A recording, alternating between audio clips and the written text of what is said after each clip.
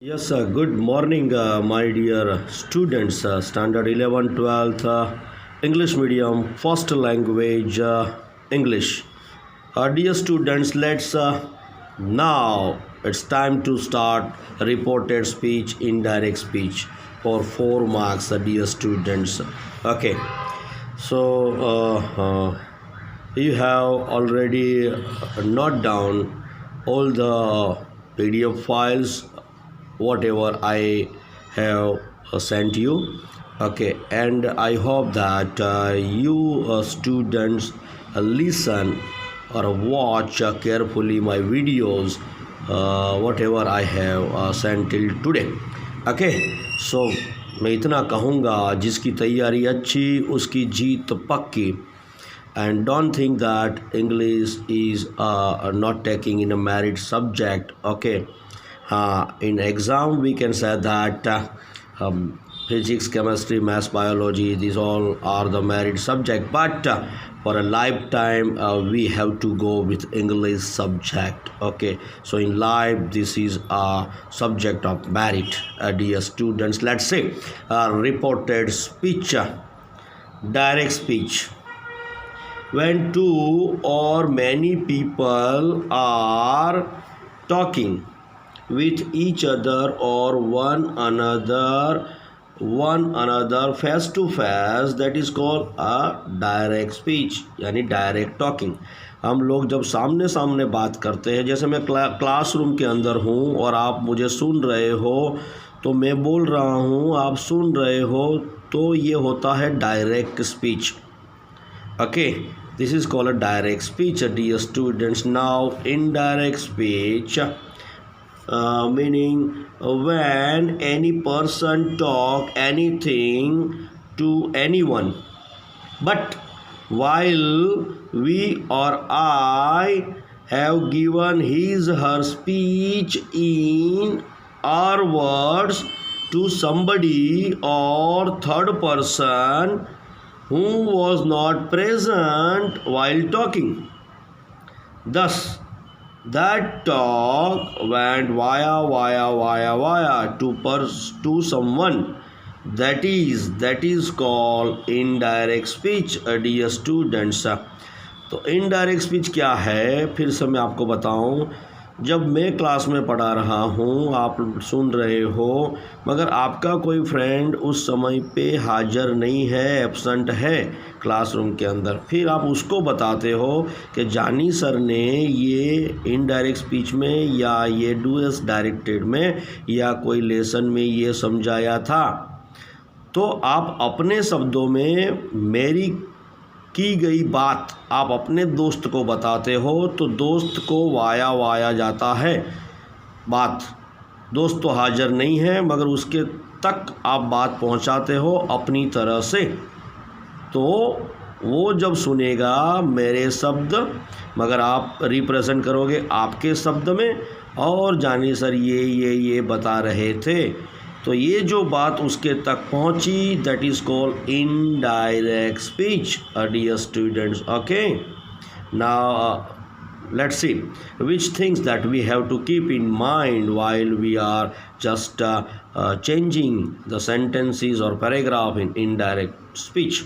Not number one, when we represent somebody's words in our own words to someone, this art, ये कला है, this art is called indirect speech, IDS. Number two, when we speak in our own words, at that time the speaker will be changed, so we have to change the pronoun in the sentence. Okay, he, she, okay, just like that, they, तो pronoun change हो जाएंगे, dear students. Number third, sometimes speaking time is changed. Speaking time is changed, thus we have to change the tenses in the sentence or sentences. बोलने का time भी change हो जाता है, तो हमें पैराग्राफ के अंदर टेंस को भी चेंज करना पड़ता है. Okay, let's C next. Yes, number 4, dear students, sometimes speaking place is changed.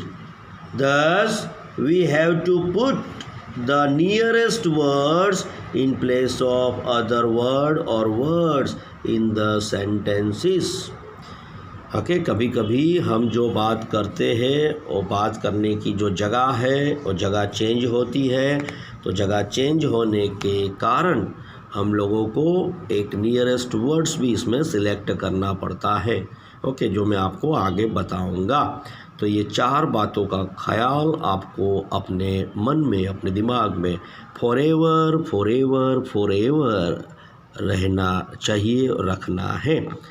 चलो अब हम आगे बढ़ते हैं। यहाँ पे ए करके हमने लिया है, यहाँ पे change into pronoun. Change into pronoun, pronouns देखो क्या करना है। A, if in direct sentence, direct speech sentence, I, me, my, mine, we, our, us are given, then we have to change these according to speaker in indirect speech. Okay, अगर ये sentence में आई, me, my, mine, we, our और अस दिया है तो हमें speaker के अनुसार चेंज करना है। टीना बोल रही है और अंदर आई दिया है तो आई निकल जाएगा। टीना लड़की है यानी आई की जगह पे सी हो जाएगा। Understand this way? Yes sir. Next, if in direct speech or direct sentences you or your is or are given, you or are is given, then we have to change this according to listener in indirect speech. अगर sentence में paragraph में you और your दिया है तो हमें सुनने वाले के अनुसार हमें चेंज करना है। देखो, अगर सुनने वाला टीना से टू राजेश, तो राजेश सुनने वाला है और अंदर यू दिया है तो यू निकल जाएगा। राजेश सुनता है इसलिए हमें ही करना पड़ेगा। और यहाँ पे लिखा होगा टीना से टू राजेश योर नोटबुक, तो योर नोटबुक यानी किसकी नोटबुक? तो बोले सर राजेश सुनता है ना, तो योर नोटबुक, योर निकल जाएगा, राजेश के अनुसार हीज नोटबुक हो जाएगा। इस तरह से लिसनर को हमें ध्यान में रखना है यू और योर के बारे में। Now third, if in direct dear sentence any third person singular और plural like he, him, his, she, her, it, they, them, their और प्रॉपर नाउन जैसे कि Tina, Meena, Dika etcetera are given, thus we have to not change anything while we are changing into indirect speech. ये ध्यान रखना है। Third person singular और plural, यहाँ पे कोई चेंज नहीं आएगा, नाम में कोई चेंज नहीं आएगा। ओके, तो ये है ए। आपको ए को ध्यान में रखना है। 1, 2 and 3 points. Dear students, now let's see B, change into tenses. Okay, क्योंकि बोलने का समय चेंज होता है तो साथ साथ में पैराग्राफ के अंदर भी change into tenses we have to do. Okay, now change into tenses, direct speech और इनडायरेक्ट स्पीच में क्या करना है? डू और डस वर्तमान काल है। सिंपल प्रेजेंट टेंस किस में जाएगा सर? सिंपल पास्ट टेंस में जाएगा। Yes, do does we have to do did. Do does का करना है डीड। इज, एम, आर वर्तमान काल है, प्रेजेंट टेंस। वॉज, वेयर हमें करना है उसका राइट्स, ई एस लगा है यानी सिंपल प्रेजेंट टेंस है, हमें उसका सेकंड फॉर्म करना है वी टू यानी रॉट हो जाएगा। जैसे यहाँ पे प्लेस दिया है तो प्लेड हो जाएगा। तो ये हो गया simple present tense into simple past tense. Dear students, आगे देखते हैं हम लोग दूसरा टेंस। प्रेजेंट कंटिन्यूअस टेंस किस में जाएगा? पास्ट कंटिन्यूअस टेंस में। तो प्रेजेंट कंटिन्यूअस टेंस में क्या होगा? इज, एम, आर तीनों में से कोई भी एक प्लस वर्ब आईएनजी दिया होगा। हमें उसको निकाल के इज ए मार्क की जगह पे वॉज वेयर करना है according to subject, according to pronoun, और वर्ब आईएनजी लगा देना है। चलो नंबर 3 प्रेजेंट परफेक्ट टेंस, पूर्ण वर्तमान काल। क्या होगा? पूर्ण वर्तमान काल किस में जाएगा सर? पास्ट परफेक्ट टेंस में जाएगा। Present perfect tense past perfect tense में जाएगा। Very good. हैज़ और हैव प्लस पास्ट पार्टिसिपल, तो यहाँ पे हैज़ और हैव की जगह पे हो जाएगा had plus past participle. Dear students, yes you are going good and you are doing the best with me dear students। Simple past tense, simple past tense किस में जाएगा? पास्ट परफेक्ट टेंस में जाएगा। क्या होगा सिंपल पास्ट टेंस में क्या होता है? तो डिड होगा, दिया होगा, तो उसका हेड लगाना है। जब मैं पास्ट परफेक्ट बोलूँ तो हेड तो आना ही है। अब इसका थर्ड फॉर्म लेना है। डिड तो had done, was were had been, was were का बीन होता है वर्ब 3 में। रॉट दिया है हैड रिटन, गेव दिया है हैड गिवन। इस तरह से डियर स्टूडेंट्स ये बाजू पास्ट है, ये बाजू पास्ट परफेक्ट है। नाउ उसके बाद पास्ट कंटिन्यूअस टेंस, चालू भूतकाल, तो किस में ले जाना है? इनडायरेक्ट स्पीच में पास्ट परफेक्ट कंटिन्यूअस टेंस में ले जाना है। तो was were plus verb ING दिया है, वॉज वेयर निकल जाएगा, उसकी जगह पे वॉज वेयर की जगह पे had been plus verb ING. Okay, चलो next past perfect tense. Past perfect tense तो यहाँ पे भी past perfect tense, no change, कोई चेंज नहीं करना है, मगर ऐसे सेंटेंस में दिया भी नहीं जाता। हार्डली अगर कोई पेपर निकालने वाला हो, वो आपको चेक करना चाहता हो, तो ये हो सकता है। तो head plus past participle, head plus past participle, कोई चेंज नहीं। ओके डियर स्टूडेंट्स, यहाँ पे ध्यान रखना, मॉडल ऑक्सिलरीज सहाय कारक क्रियापद, model auxiliaries change into model auxiliaries. जैसा सेल विल होता है पैराग्राफ में, सेंटेंस में, तो इनडायरेक्ट स्पीच में वुड करना है। सेल विल का वुड, तीसरी बार बोलता हूँ, सेल विल का वुड करना है, शुड मत करना।